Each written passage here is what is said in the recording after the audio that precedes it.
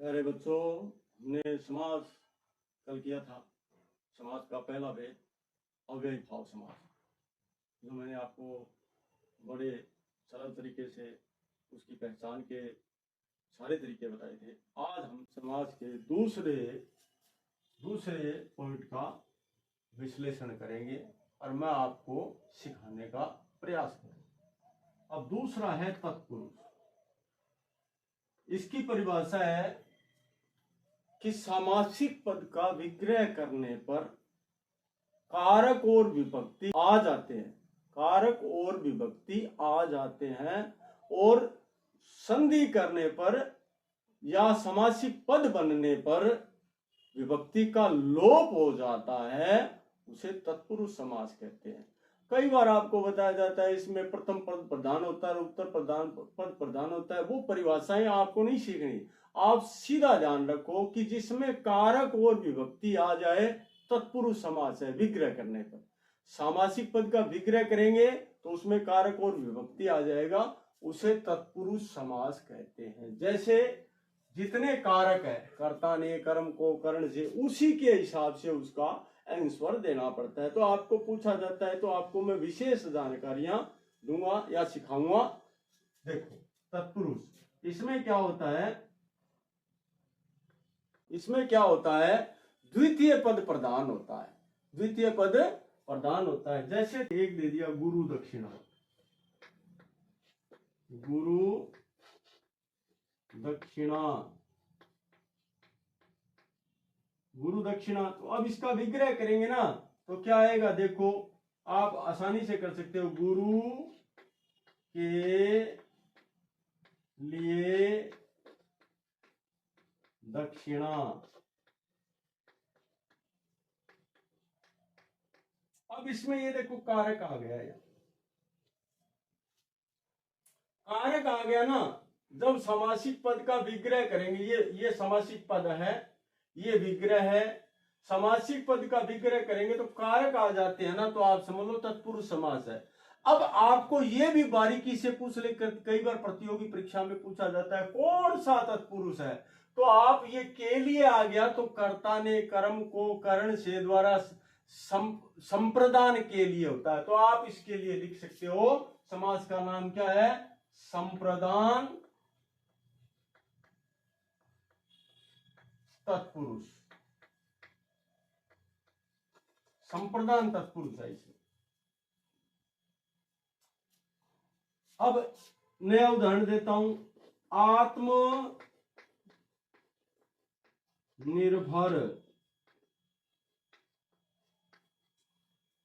अब इसका मतलब आत्म माने आत्मा, आत्मा को कहते हैं स्वयं, स्वयं पर निर्भर। क्या हो गया, स्वयं पर निर्भर। अब इसमें देखो, ये देखो कारक आ गया पर, में पर पे, तो इसलिए कौन सा अधिकरण में पर पे, तो इसका समास का नाम हो जाएगा तत्पुरुष। अब आपको बारीकी से बताना है तो पर आता है अधिकरण में, तो ये क्या हो जाएगा, अधिकरण तत्पुरुष हो जाएगा। अधिकरण तत्पुरुष।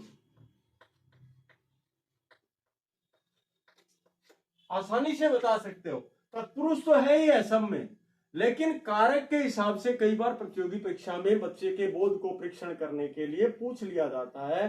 तो बच्चे तत्पुरुष तो लिख देते हैं, लेकिन उसमें लिखा होता है वैसे में कर्ण तत्पुरुष, संप्रदान तत्पुरुष, अपादान तत्पुरुष। तो आपको ध्यान रखना है, उसको विग्रह करके देख लो। यदि को आता है तो कर्म तत्पुरुष है, कर्ता ने कर्म को के लिए से द्वारा, जैसे हस्तलिखित,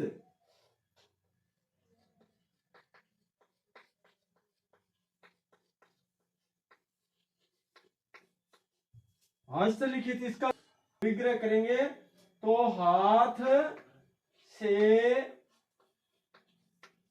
लिखा हुआ। अब इसमें देखो कारक आ गया से, क्या आ गया, विग्रह करने पर से कारक आ गया। अब ये से कौन सा है पता लगाने के लिए क्या करोगे, ये से द्वारा है, हाथ से द्वारा है, और एक से होता है अलग होना।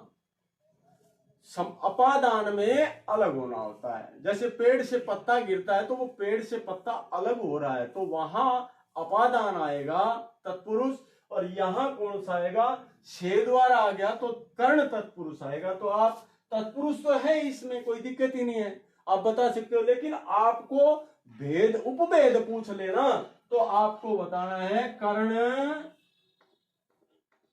तत्पुरुष, आपको बताना है कर्ण तत्पुरुष। इस प्रकार से समासिक पद का विग्रह करने पर विभक्ति या कारक आ जाते हैं, समासिक पद बनने पर इनका लोप हो जाता है। उसमें कौन सा समास होता है, तत्पुरुष होता है। सातों विभक्ति के लिए आता है। मार्ग पतित, मार्ग पतित। अब इसमें क्या आ गया, मार्ग में पड़ा हुआ।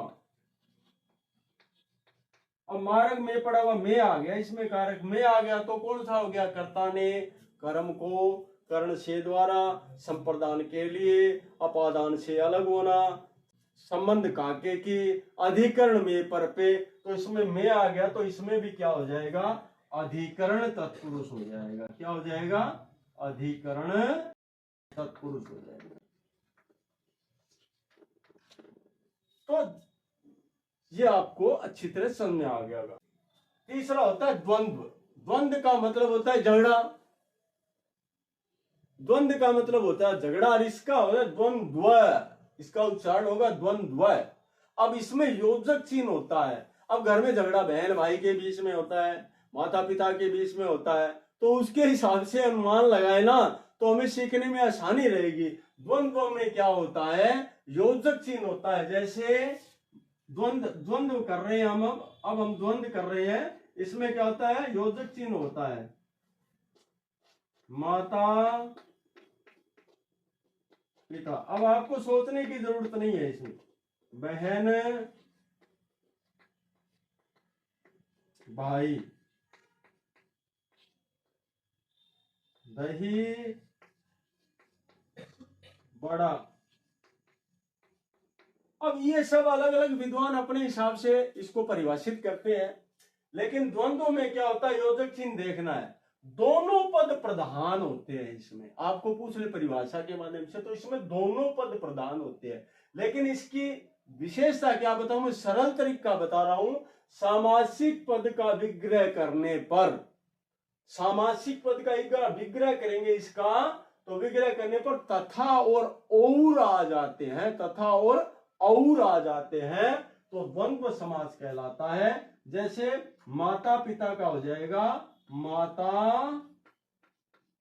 और पिता। अब इसमें पूछे आपको कौन सा समास है, तो आप बता दो, और आ गया तो द्वंद्व समास है। बहन और भाई, और आ गया तो आप सोच लो इसमें कौन सा समास है, द्वंद्व समास है। योजक चिन्ह देखते ही देख लो द्वंद्व समास है। और दही बड़ा, दही और बड़ा, इसमें भी द्वंद्व समास है। बहुत सरल है, इसमें समझने की जरूरत नहीं है। द्वंद्व में तो किसी प्रकार का संशय है नहीं। कल हमने अव्यय भाव किया था, अन्वय अव्यय शब्द है ना, अव्यय शब्द वो उपसर्ग होते हैं, और उपसर्ग कहां लगता है, शब्द के पूर्व लगता है। उसमें बताया था मैंने कि आ है, प्रति है, यथा है, ये शब्द के पहले किसी शब्द के पहले जुड़कर अर्थ में परिवर्तन ला देते हैं, तो इसमें क्या होता है, अव्यय भाव समास होता है। उपसर्ग भी कहते हैं इसे, अव्यय भाव समास। इसमें क्या होता है, लिंग विभक्ति काल वचन कारक आदि का किसी प्रकार का रूपांतरण नहीं होता, होते हैं वैसे के वैसे प्रयोग में लाए जाते हैं। दूसरा तत्पुरुष के हमने किया, सामासिक पद का विग्रह करने पर कारक और विभक्ति आ जाए और समास युक्त पद बनने पर इनका लोप हो जाता है, तो तत्पुरुष हो गया। द्वंद्व में क्या होता है, सामासिक पद का विग्रह करने पर तथा और आ जाते हैं। जैसे इसमें माता पिता योजक चिन्ह है, माता और पिता है, इसका विग्रह किया और आ गया, बहन और भाई में बहन और भाई आ गया, दही और बड़ा में दही और बड़ा आ गया, दही बड़ा में दही और बड़ा आ गया। तो इस हिसाब से हमने सोचा और आ गया तो इसमें द्वंद्व समास है। तो प्यारे बच्चों, आज अपने इन दोनों को किया है। एक बार इस वीडियो को देखना, समझ में आया है लाइक करना, कमेंट करना और सब्सक्राइब करना। धन्यवाद।